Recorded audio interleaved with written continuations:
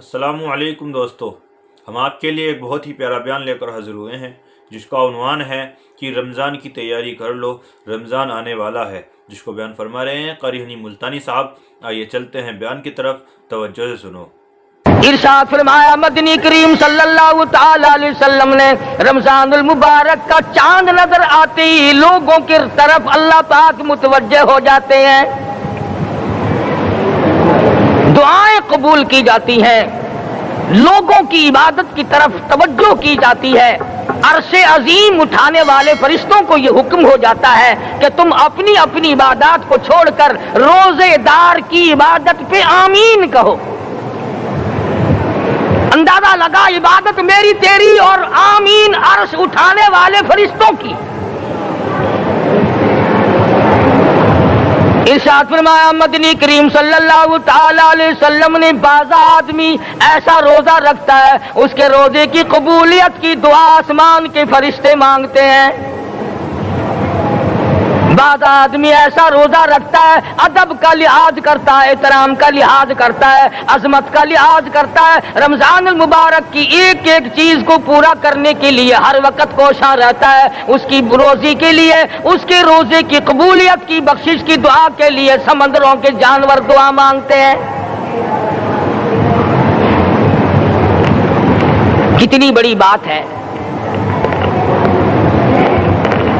آج لوگوں کو پرواہ نہیں کہ روزہ کیا چیز ہے، خام خواہ برباد کر دیتے ہیں۔ ارشاد فرمایا مدنی کریم صلی اللہ تعالی علیہ وسلم نے اگر کسی نے ایک روزہ چھوڑ دیا، 100 سال تک رات دن گرمی سردی روزہ رکھتا رہے، ایک روزے کا بدلہ ہرگز نہیں ہو سکتا۔ رمضان کے ایک روزے کا بدلہ نہیں ہو سکتا۔ اور یہ بھی کوئی انسانیت ہے کہ اپنے رب سے دھوکہ کرنا، اپنے رب سے چلاکی مارنا؟ جس نے کاروبار دیا، جس نے دھندا دیا، جس نے روزی دی، جس نے اولاد دی، جس نے جوانی دی، جس نے سب کچھ دیا، اس کے احکام میں، اس کے قانون میں ہیرا پھیری۔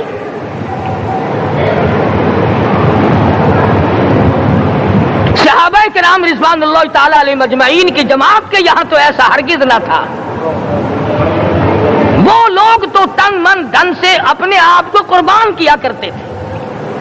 اب آپ خیال فرمائیں کہ رمضان کا 17واں روزہ ہے اور جنگ بدر ہوا ہے۔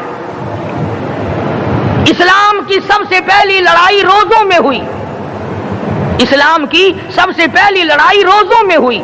صحابہ کے پاس ریشن نہیں، اسلحہ نہیں، ساز و سامان نہیں، تلوار نہیں، تیر نہیں، گھوڑے نہیں، اونٹ نہیں، کچھ بھی نہیں، مگر پہلا میدان محمد کریم صلی اللہ علیہ وسلم کو جو صحابہ کرام کو بھگتنا پڑا وہ روزے کے ساتھ تھا اور گرمی کا موسم تھا۔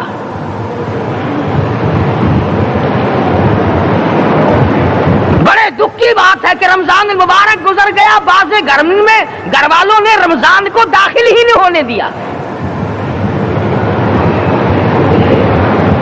اچھے بھلے کھاتے پیتے آدمی روزہ نہیں رکھتے، مزدوروں کو یہ بہانہ ملا کہ ہم کاروبار کرتے ہیں، روزہ کیسے رکھیں؟ ارے اگر موت آ گئی تو تیرا باپ کمائی کرے گا،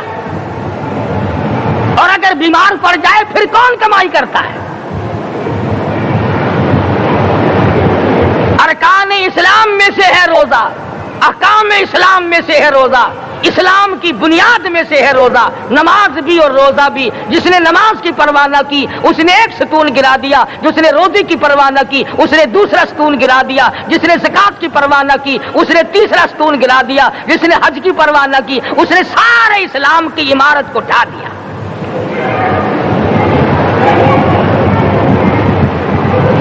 ارشاد فرمایا مدنی کریم صلی اللہ تعالی علیہ وسلم نے کئی لوگ قیامت کے دن اپنی قبر سے اٹھیں گے، ان کے منہ سے کستوری کی خوشبو آ رہی ہوگی۔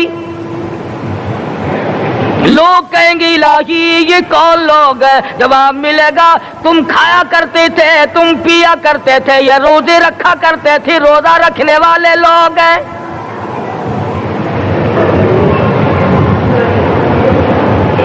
ملتان کے دوستو، اگر تمہاری یہ تمنا ہو کہ ہم قیامت کی پیاس سے بچ جائیں، 50,000 سال کی شدت والی پیاس سے بچ جائیں، قیامت کے دن والی گھبراہٹ سے بچ جائیں، قیامت کے خوفناک عذاب سے بچ جائیں، اگر 50,000 سال کی دھوپ سے بچنا چاہتے ہو، شدت سے بچنا چاہتے ہو، گرمی سے بچنا چاہتے ہو، پیاس سے بچنا چاہتے ہو، مسلم شریف کی روایت میں ہے ایک آدمی کی زبان اتنی باہر لٹک جائے گی اس پہ 18 آدمی کھڑے ہو سکے۔ ان تمام پیاسوں سے، گھبراہٹوں سے اگر بچنا چاہتے ہو، اتنی شدید گھبراہٹ آئے گی، اتنا سخت ماحول بن جائے گا، قرآن کریم کہتا ہے یا ایھا الناس اتقوا ربکم، ڈرو اپنے پروردگار سے جتنے تمہیں آنکھیں دی، اتقوا ربکم، ڈرو اس پروردگار سے جس نے زبان دی،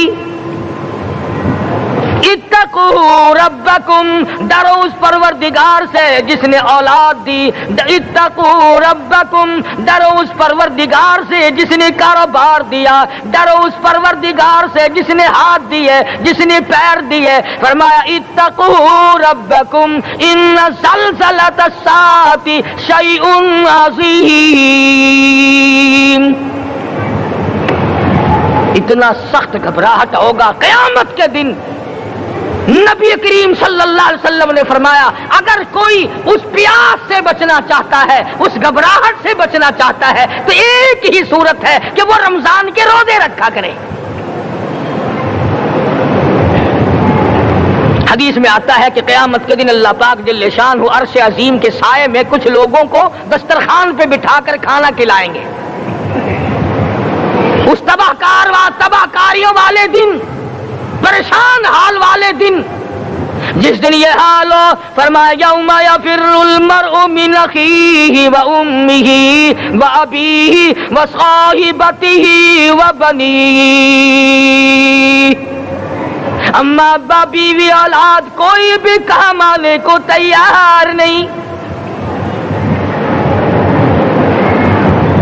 حالات اس طرح سے دگرگوں بن جائیں گے، فرمایا کلا اذا بلغت التراقی وقیل من راق وظن انہ الفراق والتفت الساق بالساق الى ربک یومئذ المساق،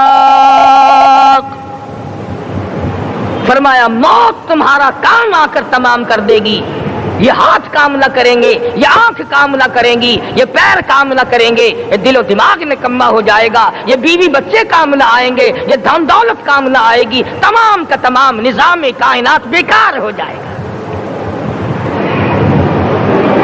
تو خداوند کریم نے رمضان المبارک کے ساتھ ساتھ شب قدر کی حاج کی رات عطا فرمائی اور یوں فرمایا اے میرے محبوب آپ رویا نہ کریں، آپ غمزدہ نہ ہوں، آپ پریشان حال نہ رہا کریں، میں نے تیری امت پہ کرم کر دیا، ایک رات ایسی عطا کر دی جو 1000 مہینوں سے بہتر ہے۔ اور قرآن کریم پڑھنے کا لطف میں اور آپ کیا جانیں، جاؤ ابو بکر صدیق رضی اللہ تعالیٰ عنہ سے پوچھو کیسا قرآن کریم پڑھا کرتا تھا۔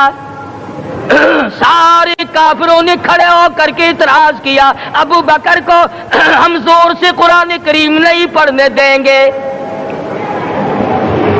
ابو بکر قرآن پڑھتا ہے، ہماری عورتیں پر اثر انداز ہوتا ہے، ہمارے بچوں پہ اثر ہوتا ہے، اور مکے کے کافروں کا یہ بیان ہے کہ جب صدیق اکبر قرآن پڑھتا تھا پہاڑ لرز جایا کرتے تھے۔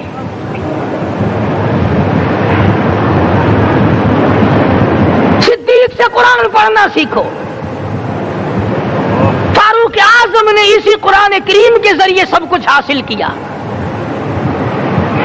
ساری رات فاروق اعظم قرآن کریم کی تلاوت کیا کرتے تھے، ایک ایک رکعت میں پورا ختم قرآن کرتے تھے۔ آج تو یہ باتیں کہانی نظر آتی ہیں۔ صدیق اکبر سے قرآن پڑھنا سیکھو، فاروق اعظم سے قرآن کریم پڑھنا سیکھو، سیدنا عثمان ذی النورین رضی اللہ تعالیٰ ایک رات میں اور ایک رکعت میں پورا قرآن ختم کیا کرتے تھے۔ نبی کا دوہرا داماد عثمان ذی النورین، جس کو دیکھ کر حضور اکرم صلی اللہ علیہ وسلم فرمایا کرتے تھے، او لوگوں میں عثمان سے حیا نہ کروں جس سے آسمان کے فرشتے بھی حیا کرتے ہیں، جس کا آسمان والے فرشتے بھی ادب کرتے ہیں، میں اس کا ادب نہ کروں۔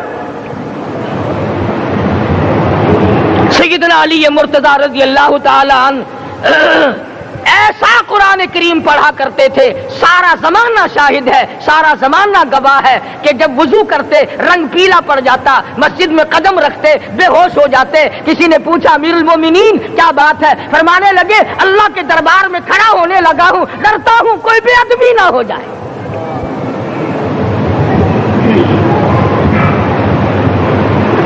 قرآن کریم ان سے پڑھنا سیکھو۔ حسین نے تلوار کی نوک کی تلواروں کی چھاؤں میں قرآن پڑھا، نیزے کی نوک پہ قرآن پڑھا۔ سعید بن مسیب نے تلواروں کی چھاؤں میں قرآن پڑھا۔ حضرت امام احمد بن حنبل نے کوڑوں کی گونج میں قرآن پڑھا۔ ابو حنیفہ رحمت اللہ علیہ نے جیل سے جنازہ نکلنے سے پہلے قرآن پڑھا۔ علامہ ابن تیمیہ نے جیل کے مینارے میں قرآن پڑھا اور کوڑے کھائے۔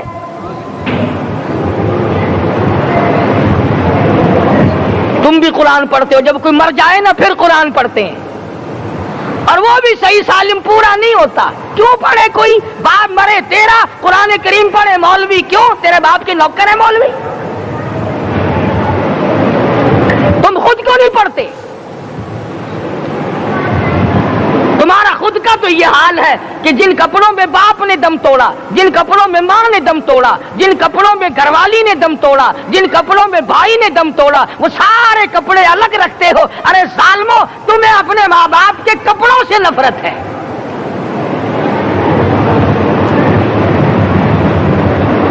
باپ کی دکان سے نفرت تو نہیں، باپ کی چارپائی سے بڑی نفرت ہے۔ جس بستر پہ باپ دم توڑے تم اس بستر کو نہیں استعمال کرتے۔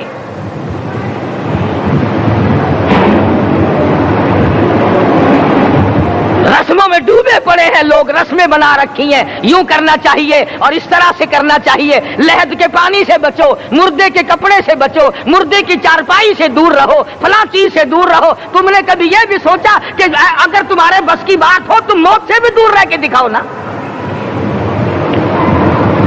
اور وہ تو یہ شکر ہے کہ اللہ پاک نے قانون موت کا اپنے ہاتھ میں رکھا، ورنہ یہ جتنے بڑے بڑے ہیں نا، یہ سارے کے سارے فرشتوں کو پیسے دے کر ہمیں مرواتے رہتے۔ یقین جانو سرمایہ دار اور یہ بڑے بڑے افسر سب بچے رہتے، ہمارا تختہ نکلوا دیتے۔ شکر ہے اسرائیل رشوت نہیں لیتا، اگر وہاں نوٹوں کے تھبے چلتے تو یقین جانو چپکے سے کان میں کہہ دیا کرتے اسرائیل کے برابر والے کا کام کر دے، میرا نہیں برابر والے کا رگڑا نکال دے۔ اللہ نے نظام اپنے ہاتھ میں رکھا پھر بھی لوگ نہیں ڈرتے۔ فرمایا تبارک الذی بیدہ الملک، تمام برکتیں اس ذات کے ہاتھ میں ہے جس کا ملک میں راج ہے۔ وَهُوَ عَلَى كُلِّ شَيْءٍ قَدِيرٌ، ہر چیز پہ وہ قادر ہے۔ سمندر کا قطرہ قطرہ اس کے قبضے قدرت میں، درختوں کا ایک ایک پتا اس کے قبضے قدرت میں، زمین کا ایک ایک ذرہ رب العالمین کے قبضے قدرت میں ہے، پہاڑوں اور پتھروں کی ایک ایک کنکری اللہ کے اپنے قبضے میں ہے، موت اور زندگی کا نظام بھی اس نے اپنے قبضے میں رکھا ہے۔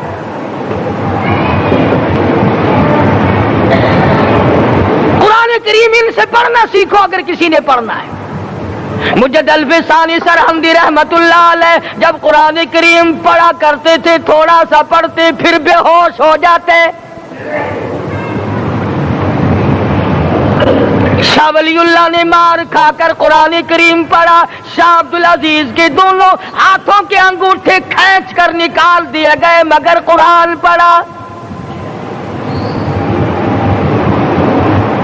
مولانا شاہ اسماعیل شہید رحمت اللہ علیہ کو بالا کوٹ میں ٹکڑے کر دیے گئے، مگر اللہ والے نے قرآن کی تلاوت نہ چھوڑی۔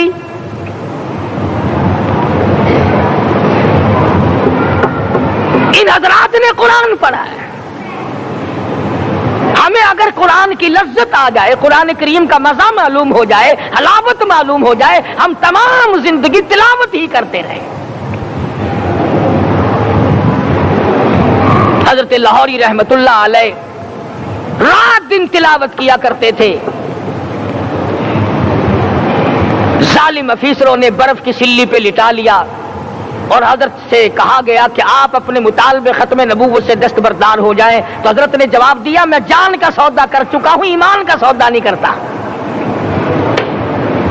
سید عطا اللہ شاہ صاحب بخاری سب قید رحمت اللہ علیہ جیل میں ہیں، 20 سیر گندم روزانہ پیسنے کے لیے ملتی ہے، پسا ہوا آٹا انتظامیہ کے حوالے کر دیتے ہیں۔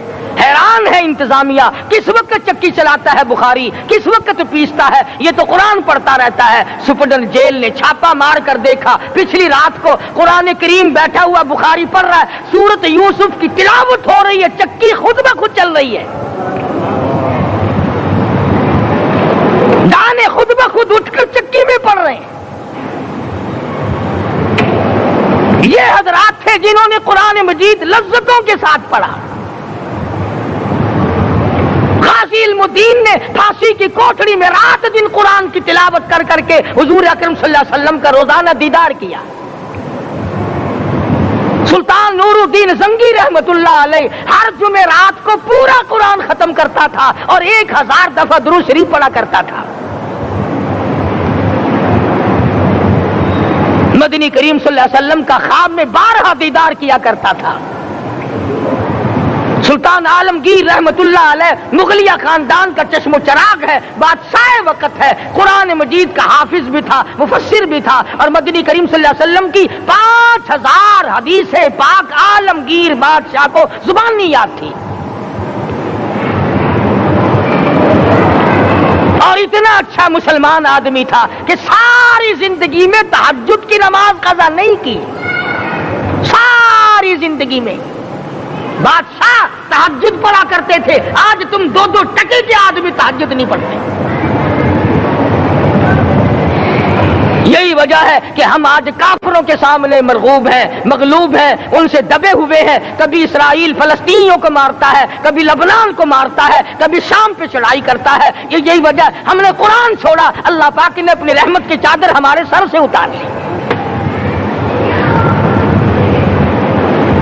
قرآن کریم کی لذت ان لوگوں کو ملی جنہوں نے ہر موڑ پہ تلاوت کی۔ صحابہ کرام رضوان اللہ تعالی علیہ مجمعین میں سے ایک رات ایسی آئی، حضور صلی اللہ علیہ وسلم نے فرمایا کہ آج ہماری پہرے داری کون کرے گا؟ 2 انصاری جوان اٹھے اور وہ کہنے لگے کہ ہم کریں گے۔ چنانچہ حضور صلی اللہ علیہ وسلم نے ان کو پہرے دار بنا دیا۔ کمال کی زندگی صحابہ کرام کی، کوئی کسی کی کوٹھی کی چوکیداری کرے گا، کوئی کسی کے بنگلے کی چوکیداری کرے گا، کوئی غلہ منڈی کی چوکیداری کرے گا، کوئی سبزی منڈی میں چوکیداری کرے گا، کوئی کپڑا مارکیٹ میں چوکیداری کرے گا، کوئی لوہا مارکیٹ میں چوکیداری کرے گا۔ یہ انصاری جوان کتنے خوش نصیب ہے جو کالی کملی والے کے لشکر کی چوکیداری کر رہے ہیں۔ دونوں نوجوانوں نے آپس میں مشورہ کیا کہ بھئی جاگنا تو ویسے بھی ذمہ لگ گیا، تو سو جا میں جاگتا ہوں۔ چنانچہ جاگنے والے نے سوچا کہ خالی جاگ کر کیا کروں گا، قرآن کریم کی تلاوت کروں اور نماز کی نیت باندھ کر تلاوت کروں تاکہ پروردگار عالم راضی ہو جائے۔ فرمایا فاذکرونی اذکرکم واشکروا لی ولا تکفرون، تم مجھے یاد کرو میں تمہیں یاد کروں گا، اگر تم مجمع میں مجھے یاد کرو گے میں فرشتوں کے مجمع میں تمہیں یاد کروں گا، اور اگر تم مجھے تنہائی میں بیٹھ کے یاد کرو گے تو اللہ پاک جل شانہ فرماتے ہیں میں تمہیں عرش عظیم پہ یاد کروں گا۔ جس نوجوان نے اپنے ذمہ جاگ نہ لیا، قرآن کریم کی تلاوت شروع کر دی، نماز کی نیت باندھ کر سورت کہف پڑھنے لگا، دشمن کی طرف سے تیر لگا کمر میں، پتہ ہی نہ چلا، کیسی نماز پڑھتا ہوگا کہ اس کو پتہ ہی نہ چلا، دوسرا تیر لگا، تیسرا تیر لگا، خون بہ کر سونے والے ساتھی کے نیچے پہنچا، اس نے اٹھ کر شور مچایا، نماز ختم کر، دشمن آ گیا۔ چنانچہ جب نماز ختم کی تو کمر پہ ہاتھ لگا کر کہنے لگا کہ میری کمر میں تو تیر چبھے ہوئے ہیں۔ انہوں نے کہا تجھے پتا نہیں؟ کہنے لگا نہیں مجھے کوئی پتا نہیں۔ اب وہ صحابی کھینچ کر نکالنے لگا، وہ جس کو لگے ہوئے تھے وہ کہنے لگا کہ اب تو دکھ ہوتا ہے، میں دوبارہ نیت باندھتا ہوں، قرآن پڑھنے لگوں گا، پھر نکالنا مجھے پتہ نہ چلے گا۔ اور مسلمانوں، خدا کی قسم، نبی کے دیوانوں نے، نبی کے پروانوں نے ایسا قرآن پڑھا، تیر چبھتے گئے، پتہ ہی نہ چلا۔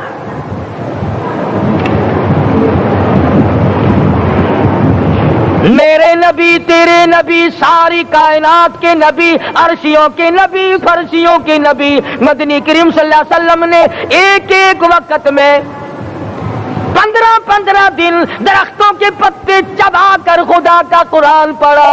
آج ہم لوگ مکھن کھا کر قرآن نہیں پڑھتے۔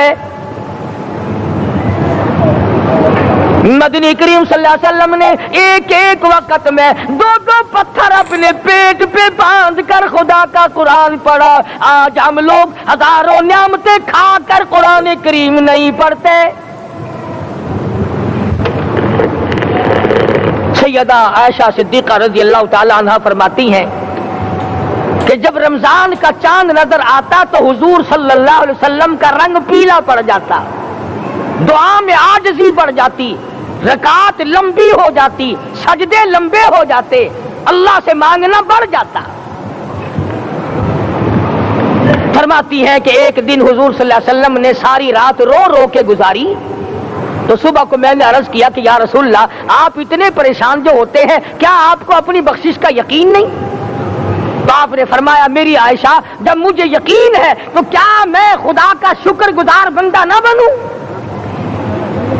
اس نے جو مجھے اتنا بڑا مرتبہ عطا کیا ہے، میں اس کا شکر گزار بندہ نہ بنوں؟ نبی ساری رات روئے، امتی ساری عمر میں ایک دن نہ رویا۔ فرمایا ان تعذبهم فإنهم عبادك، ان تعذبهم فإنهم عبادك وَإِن تَغْفِرْ لَهُمْ فَإِنَّكَ أَنْتَ الْعَزِيزُ الْحَكِيمُ۔ ساری رات گزار دی اسی آیت کو تلاوت کرتے کرتے۔ محمد عربی صلی اللہ علیہ وسلم نے، او میرے رب، اگر تو ان کو عذاب دے تو یہ تیرے بندے ہیں، اور اگر معاف کر دے گا تو تیرے خزانے میں کوئی کمی نہیں۔ وَإِن تَغْفِرْ لَهُمْ فَإِنَّكَ أَنْتَ الْعَزِيزُ الْحَكِيمُ۔ تو بخشنے والا ہے، تو غالب اور حکمتوں کا مالک ہے، تیرے یہاں کون سی کمی آ جائے گی؟ صحابہ کرام تو جیا کرتے تھے اسی کے سہارے سے۔ سیدنا معاذ بن جبل رضی اللہ تعالیٰ ہر وقت دعا کرتے تھے، الہی جب میری موت آئے، رمضان کا مہینہ ہو، گرمی کا موسم ہو، میرا روزہ ہو، جہاد فی سبیل اللہ ہو، کافروں سے مقابلہ ہو رہا ہو، لڑائی ہو، اعلان ہو چکا ہو، تؤمنون باللہ ورسولہ وتجاہدون فی سبیل اللہ۔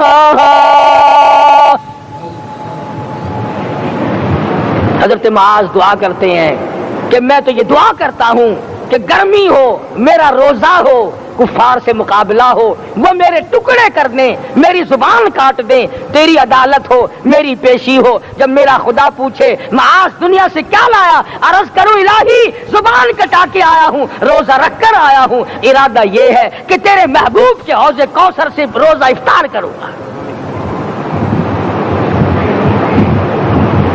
آج قوم کھلے بندوں کھاتی پھرتی ہے، انہیں شب قدر کا کیا پتا، انہیں لیلۃ القدر کا کیا پتا، انہیں رمضان المبارک کی بابرکت گھڑیوں کا کیا پتا۔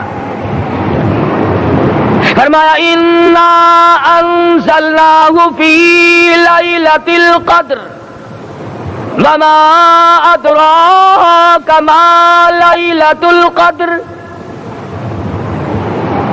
شب قدر وہ رات ہے جس میں نے قرآن کو نازل کیا. جمہور علماء کے نزدیک آج کی رات ہے وہ جس میں قرآن کریم نازل ہوا. حدیث میں آتا کہ جنت میں درخت اسی رات میں لگائے گئے. حضور صلی اللہ علیہ وسلم نے فرمایا کہ جنت کو اسی رات میں سجایا جاتا ہے, جنت کے دروازوں کو کھول دیا جاتا ہے, ایک ہوا چلتی ہے, حلقے بجتے ہیں, پوچھا جاتا ہے یہ کیا بات ہے, جواب ملتا ہے کالی کملی والے کے امتیوں کے لیے جنت کو کھول دیا گیا. آج جو لوگ مانگ رہے ہیں, جو لوگ اللہ کے ذکر میں بیٹھے ہیں, یہ پاگل نہیں, یہ دیوانے نہیں. ارشاد مدنی کریم صلی اللہ علیہ وسلم کا اسی رات کے بارے میں فرمایا اللہ پاک جبریل امین کو حکم دیتے ہیں جھنڈا لے کر دنیا میں چلے جاؤ, لاکھوں کروڑوں فرشتوں کو ساتھ لے جاؤ, ہر گھر میں جاؤ, ہر دعا کرنے والے کی دعا پہ آمین کہو, جہاں جا میرے نیک بندے موجود ہیں اور جبریل ان سے مصافحہ کر.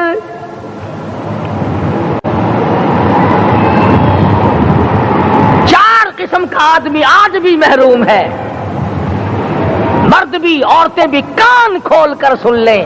4 قسم کے آدمی آج کی رات بھی اللہ کی رحمت سے محروم ہے, شب قدر کی برکتوں سے محروم ہے, سعادتوں سے محروم ہے, رمضان کی خوشبختیوں سے محروم ہے. 4 قسم کا آدمی.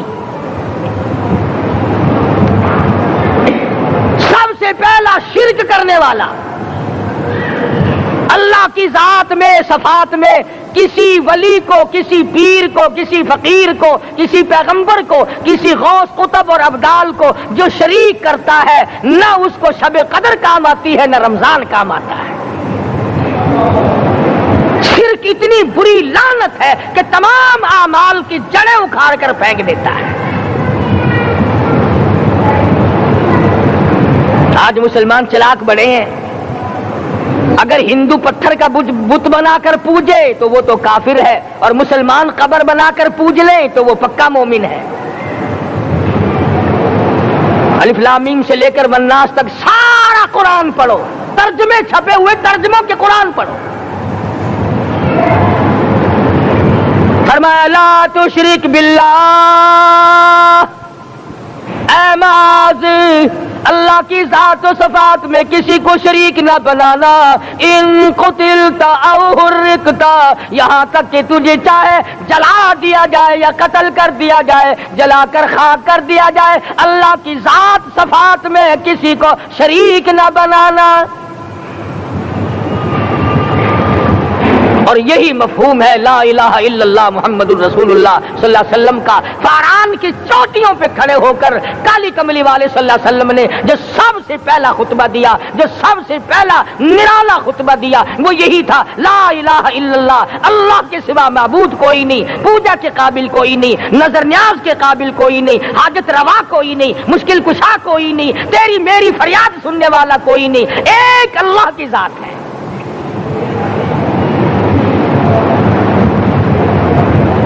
آج تو لوگ درختوں کی پوجا الگ کرتے ہیں, پانی کی پوجا الگ کرتے ہیں, قبروں کی پوجا الگ کرتے ہیں, اور پھر مومن کے مومن ہیں. تو 4 قسم کے آدمی اس رات میں بھی اللہ کی رحمت سے محروم ہے. سب سے پہلا شرک کرنے والا. دوسرے نمبر پہ جس کے گھر میں کتا ہو یا خنزیر ہو, شوقیہ کتا یا خنزیر پال رکھا ہو. تیسرے نمبر پر وہ مرد عورت جو بدکاری بدماشی کر کے بے غسلے پڑے ہوں, اس گھر میں جبریل یا کوئی رحمت کا فرشتہ آج دریائے کرم بہ رہا ہے پھر بھی نہیں جاتے. اور چوتھے نمبر والا جو مسئلہ ہے اس میں ایسا معلوم ہوتا ہے کہ ہمارے کسی کے گھر میں بھی فرشتے نہیں جائیں گے.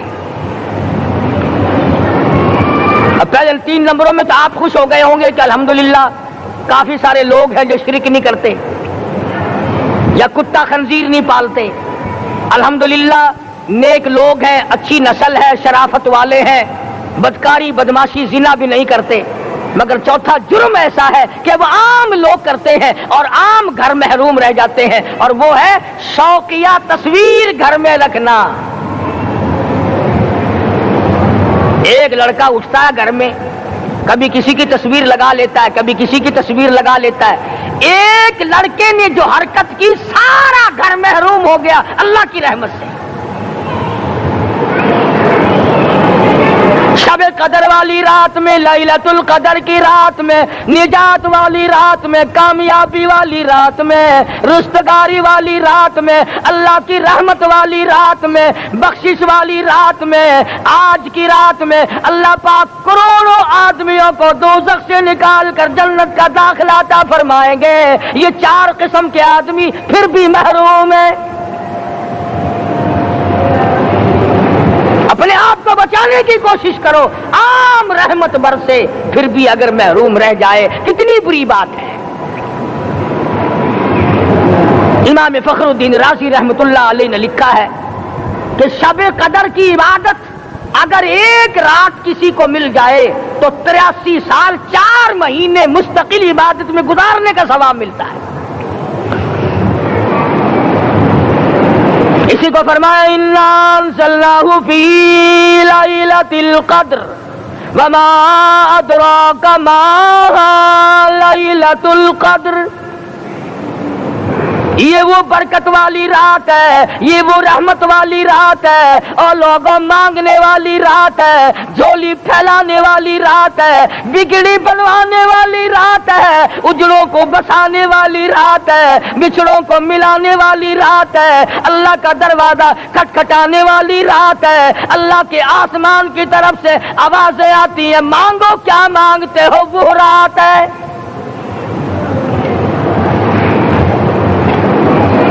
اب نبی کریم صلی اللہ علیہ وسلم کی زبان مبارک پر اگر کوئی یقین نہ کرے تو اس کا کیا علاج ہے؟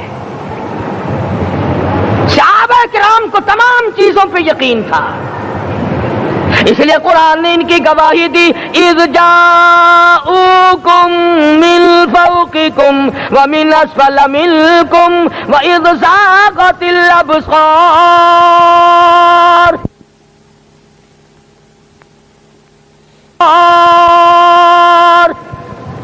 وبلغت القلوب الحناجر۔ فرمایا کہ صحابہ کے سانس گلے میں اٹک گئے تھے، پیاس اور بھوک کی وجہ سے میدان جہاد میں کھڑے تھے، پریشان حال تھے، مگر پھر بھی اتنا مضبوط ایمان تھا، کہتے تھے وما زادہم الا ایمانا و تسلیما، ہمارا نبی سچا، ہمارا خدا سچا، ہمارا قرآن سچا۔ بے شمار واقعات قرآن کریم پیش کرتا ہے صحابہ کرام کے کہ انہوں نے اپنی زندگی میں کبھی بھی اس قسم کا کام نہیں کیا جس سے اسلام بدنام ہوتا ہو۔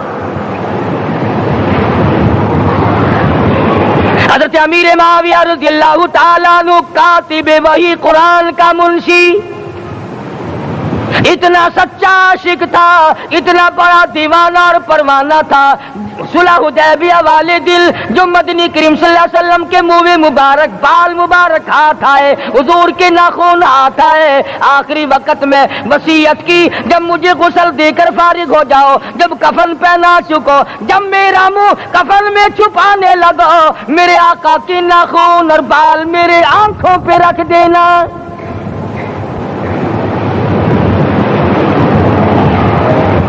اس قدر جذبہ تھا ان حضرات میں، اور نماز کبھی کسی صحابی نے قضا نہیں کی۔ آج کا مسلمان تو کسی معاملے میں بھی نہیں ڈرتا۔ حضور صلی اللہ علیہ وسلم نے مقروض میت کی نماز جنازہ کبھی نہیں پڑھائی۔ آج جس نے کسی کا قرضہ دینا ہو وہ پرواہ ہی نہیں کرتا، نہ موت سے ڈرتا ہے، نہ قبر سے ڈرتا ہے، نہ حشر سے ڈرتا ہے، نہ اللہ کے عذاب سے ڈرتا ہے۔ جب بھی کوئی مر جاتا حضور اکرم صلی اللہ علیہ وسلم تشریف لاتے، پہلے پوچھتے اس کے ذمے کسی کا قرضہ تو نہیں، یا کوئی ضامن بنتا، اور یا خود حضور صلی اللہ علیہ وسلم فرماتے کہ میں قرضہ ادا کروں گا، پھر آپ جنازے کی نماز پڑھایا کرتے تھے۔ اتنے بڑے جذبے کے مالک تھے صحابہ کرام کہ انہوں نے کسی موڑ پہ بھی حضور صلی اللہ علیہ وسلم کو یوں خالی نہ چھوڑا، تنہا نہ چھوڑا، آپ کے ساتھ نہ چھوڑا، قرآن کریم کے حکموں کی کبھی بھی خلاف ورزی نہ کی۔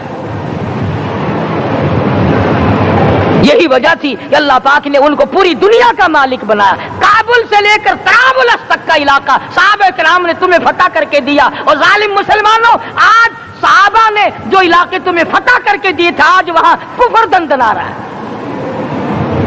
تم نے کفر کے جھنڈے لہرائے، تم نے کفر کے حوالے کیا مسلمانوں، اور پھر تان صحابہ پہ کرتے ہو۔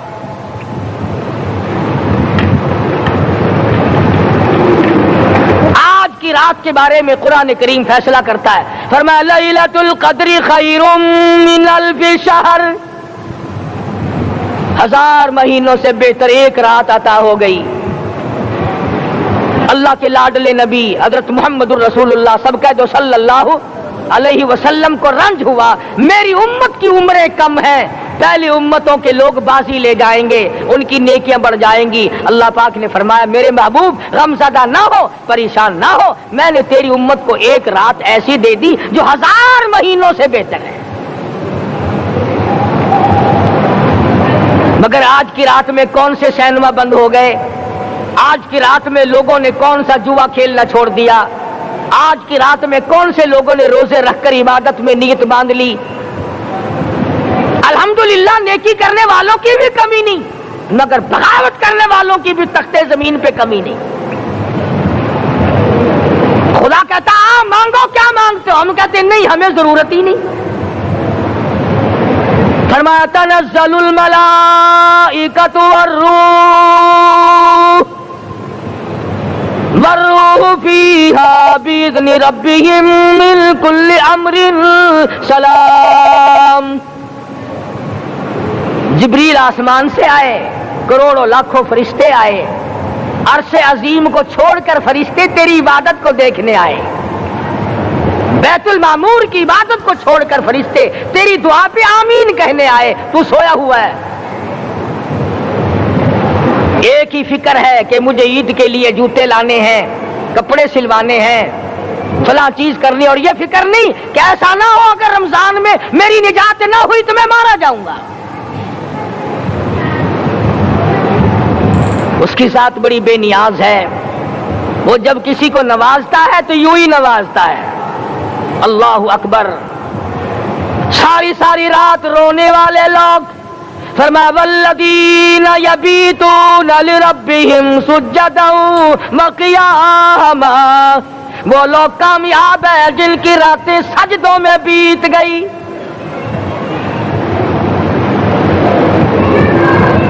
ان مسجدوں میں ہم سے قرآن نہیں پڑھا جاتا، پنکھوں کے نیچے قرآن نہیں پڑھا جاتا۔ مولانا حسین احمد مدنی اور حضرت شیخ الہند رحمت اللہ علیہ نے قاہرہ کے جیل خانے میں 18 سیر مکئی پیستے پیستے خدا کا قرآن پڑھا، چکی چلاتے چلاتے قرآن یاد کیا اور قرآن پڑھا۔ مولانا ابوالکلام آزاد نے رانچی جیل میں خدا کا قرآن پڑھا، مجدد الفسانی نے گوالیار کے جیل خانے میں خدا کا قرآن پڑھا۔ دلی کے چاروں طرف 4000 عربی مدرسے تھے، 4000 عربی مدرسے تھے۔ انگریز سے مقابلہ کیا علماء نے، اللہ والوں نے، کفر کے سامنے سر جھکایا نہیں، کفر کے سامنے ڈرے نہیں، مرعوب نہیں ہوئے، مغلوب نہیں ہوئے۔ 4000 مدرسوں میں سے دلی سے مراد آباد تک، دلی سے پانی پت تک، دلی سے لے کر غازی آباد تک، چاروں طرف کے علاقے میں کوئی درخت ایسا نہ تھا جس پہ کسی عالم دین کی لاش نہ لٹکی ہو۔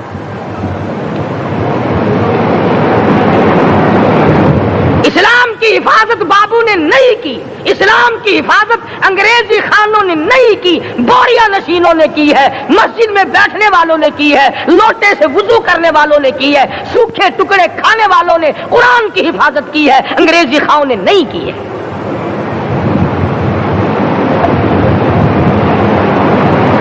مولانا جعفر تھنیسری رحمت اللہ علیہ، مولانا حمید اللہ، مولانا یحییٰ صورت والے، 3 عالم دین کو پکڑا ہے انگریز نے۔ کالے پانی میں جاؤ، कई मील लंबा चौड़ा कब्रिस्तान जाके वहां देखोगे और उनकी कब्रों के पास खड़े होके पूछना तुम यहाँ क्यों आए थे, खुदा की कसम सारे तुम्हें जवाब देंगे हम अपनी कौम के साथ वफादारी करते हुए आए हैं।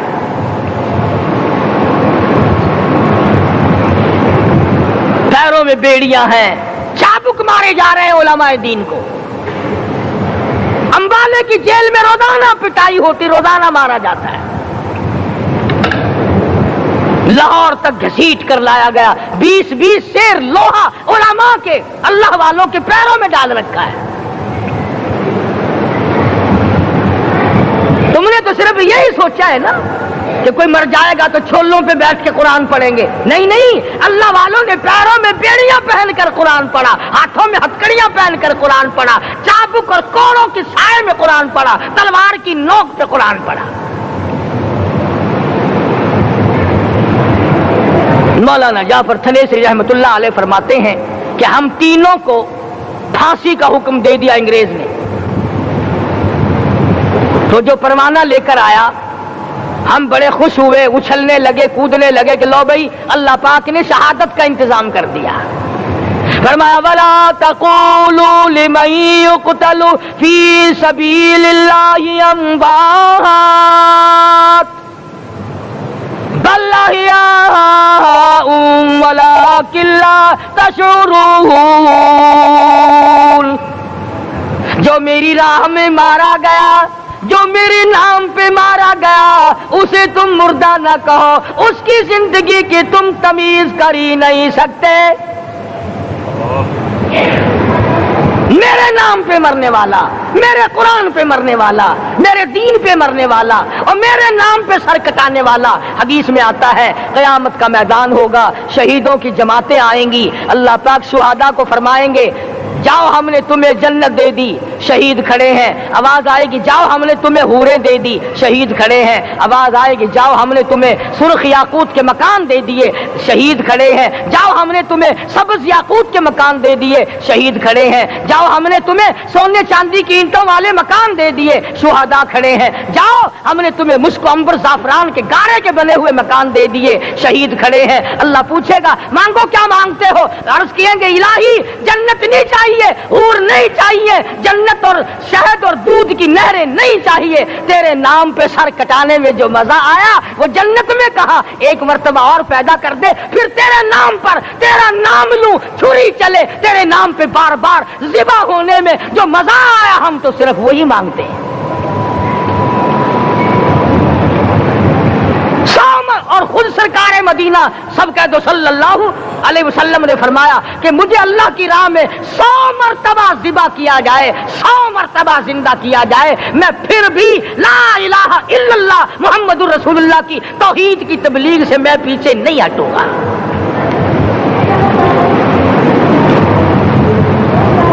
कभी तो गौर करो अक्लमंद हो सारे कि आज मुसलमान क्यों मार खा रहा है।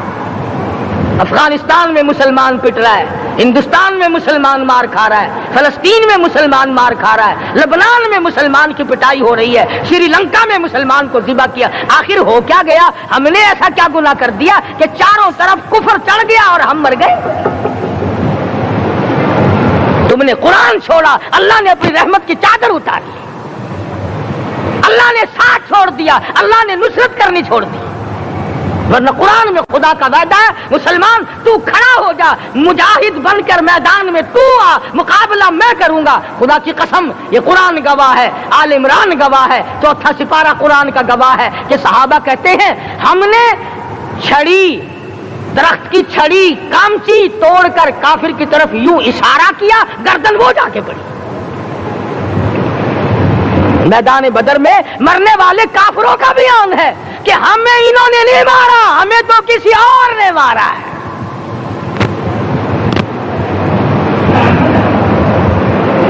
एक दिन मक्का मुकर्रमा में उमैया इब्ने खलफ अपने घोड़े को पानी पिला रहा है। अल्लाह पाक बैतुल्लाह की हर मुसलमान को ज़ियारत नसीब फरमाए।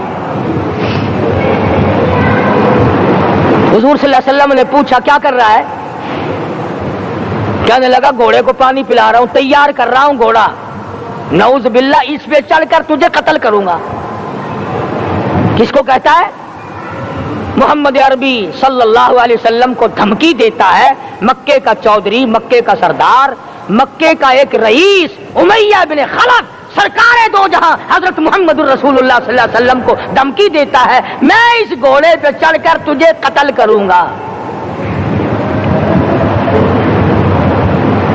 حضور صلی اللہ علیہ وسلم نے جواب بن ارشاد فرمایا، انشاءاللہ میں ہی تجھے قتل کروں گا، میں ہی تجھے قتل کروں گا۔ بات آئی گئی ہو گئی۔ میدان بدر میں امیہ حضور کے سامنے آیا، ایک جال کے درخت کی پتلی سی چھڑی تھی، حضور صلی اللہ علیہ وسلم نے اس کے کندھے پہ مار دی، امیہ بن خلف کے کندھے پہ جال کی چھڑی مار دی پتلی سی۔ یوں لکھا کتابوں میں، گدھے کی طرح رینگتا تھا، چیختا تھا، چلاتا تھا، ہائے مر گیا، ہائے مر گیا، تباہ ہو گیا، برباد ہو گیا۔ کافر کہنے لگے، وہ بے غیرتی، لوگوں کے گلے کٹے پڑے ہیں، وہ تو شور نہیں کرتے، تجھے ذرا سی چھڑی لگی ہے تو شور کر رہا ہے۔ سب کی توجہ ہے میری طرف، آپ سب کا دھیان ہے، بات سمجھ میں آ رہی ہے؟ امیہ کو کافروں نے غیرت دلائی، وہ کہنے لگے شرم کر، شور مچا رہا، گدھے کی طرح رینگ رہا ہے، بازو کٹے پڑے ہیں، گلے کٹے پڑے ہیں، وہ تو اس طرح کا شور کرتے نہیں، تجھے کیا ہوا؟ خدا کی قسم، تھا تو کافر، تھا تو ظالم، تھا تو مکے کا چودھری، مگر بات بڑی پتے کی کہی، بات بڑی پتے کی کہی۔ کہنے لگا، مجھے غیرت دلانے والوں، کسی کو بلال نے مارا، کسی کو فاروق نے مارا، کسی کو صدیق نے مارا، کسی کو طلحہ زبیر نے مارا، کسی کو عبد الرحمن ابن عوف نے مارا، کسی کو علی مرتضیٰ نے مارا، تمہیں کیا معلوم ہے مجھے مدینے والی سرکار نے مارا ہے؟ اور کہنے لگا، اگر میرا دکھ سارے مکے پہ تقسیم کر دو، جتنی تکلیف مجھے ہو رہی ہے، اگر میری تکلیف کو سارے عرب پہ تقسیم کر دو، امیہ کہتا ہے تمہارے جگر پھٹ جائیں گے، تم تباہ ہو جاؤ گے، مجھے اتنی تکلیف ہو رہی ہے کہ مجھے حضور کے ہاتھ سے چھڑی لگی ہے، میں حضور کا مارا ہوا ہوں۔ کافر کو تو پتہ چل گیا کہ مجھے چھڑی کس کے ہاتھ سے لگی ہے۔ کبھی ہم نے بھی سوچا کہ اگر قیامت کے دن حضور صلی اللہ علیہ وسلم نے ہمیں جواب دے دیا تو ہم کہاں جائیں گے اور ہمارے لیے کون سا راستہ بنے گا؟ فرمایا، تنزل الملائکۃ والروح، آسمان سے فرشتے اترتے ہیں اسی رات میں، تمہاری دعاؤں پہ آمین کہنے کے لیے، تمہارے آنسوؤں کو دیکھنے کے لیے۔ حدیث میں آتا ہے، جہنم کے انگاروں کو سمندر کا پانی نہیں بجھا سکتا، دریا کا پانی نہیں بجھا سکتا، ندی نالوں کا پانی نہیں بجھا سکتا، آنکھوں کا پانی بجھا سکتا ہے۔ جہنم کے انگاروں کو آنکھوں کا پانی بجھا سکتا ہے، جو خدا کے خوف سے آنسو نکلے گا اس سے جہنم کی آگ بجھ جاتی ہے۔ فرمایا، اس رات میں اترتے ہیں فرشتے تمہاری عبادات کو دیکھنے کے لیے، اور خود اللہ جل شانہ آسمان دنیا پر نزول اجلال فرماتے ہیں اور آواز لگاتے ہیں، میرے بندو اپنی مصیبتوں کا سوال کرو، میں آج پورا کروں گا۔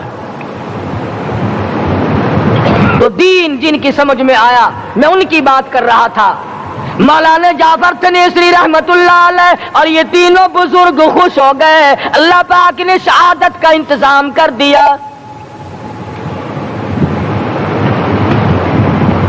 وہ جو پروانہ لے کے آیا تھا پھانسی کا، وہ انگریز افسر کو جا کے کہنے لگا کہ مولوی تو خوش ہو رہے ہیں، پھانسی آنے پر تیار ہیں۔ انگریز کہنے لگا، ہم نے مولویوں کو خوش نہیں ہونے دینا، ہم نے پھانسی کینسل کر دی، ہم نے پھانسی کا حکم منسوخ کر دیا۔ مولانا کالے پانی کی کتاب میں لکھتے ہیں، جب مجھے پھانسی کی اطلاع ملی تھی، میں نے رات کو درخت کے پتے چبا کر روزے کی نیت کر لی، اپنے رب کی حضور میں جاؤں تو روزہ دار ہو کر جاؤں۔ یہی ہے وہ لوگ جن کے بارے میں کہتا ہے، لی پھرتی ہے بلبل चोंच में गुल लिए फिरती है बुलबुल चोंच में गुल और ढूंढती है शहीद नाज की तुरबत कहाँ है, तलाश करती फिरती है कहाँ है वो जो अल्लाह के नाम पे शहीद हुआ, मैं उसको सलाम कहती हूँ। और मौलाना फरमाते हैं कि फिर फांसी तो कैंसिल हो गई, मुझे जो मारना शुरू किया सारा दिन मारा, जब मुझे होश आया तो आधी रात अगली आ चुकी थी। मैंने घास के 4 तिनके तोड़कर सारा दिन की पिटाई वाला रोजा इफ्तार कर लिया। सारा दिन मार खाई, बेहोश रहे, आधी रात को घास के तिनकों से रोजा इफ्तार कर लिया। तो फिर फरमाते हैं कि फिर हमें जेल पिंजरों में बंद किया, मुझे जिस जो नोकदार तार लगाए गए मुल्तान डिस्ट्रिक्ट जेल में लाने के लिए। चौधरी अफजल हक सदर अहरार ने अपनी किताब में लिखा है कि मैंने उस कोठड़ी में बैठकर ये किताब लिखी है जहां मौलाना थनेसरी और मौलाना याहिया पटने वालों को कोड़े लगे थे और जहां फांसी देने का बाकायदा प्रोग्राम बना था। फरमाते हैं कि नोकदार तार थे, ना मैं खड़ा हो सकता था ना मैं बैठ सकता था। मुझे यकीन हो गया कि मेरा आखिरी वक्त है, मैं अब रुखसत हो जाऊंगा। मैंने लम्हा बलम्हा दुरूद शरीफ पढ़ना शुरू कर दिया। मैं पढ़ता रहा। फरमाते अचानक मुझे चक्कर आया, मैं बेहोश होकर नोकदार तारों पे गिरा, उधर मुझे मोहम्मद मुस्तफा का दीदार नसीब हो गया। माशाअल्लाह, सुभान अल्लाह। दोस्तों, कैसा लगा आपको हमारा बयान? अगर बयान पसंद आया हो तो इसे लाइक करें, हमारे चैनल को सब्सक्राइब करें और दूसरों तक इसे शेयर जरूर करें।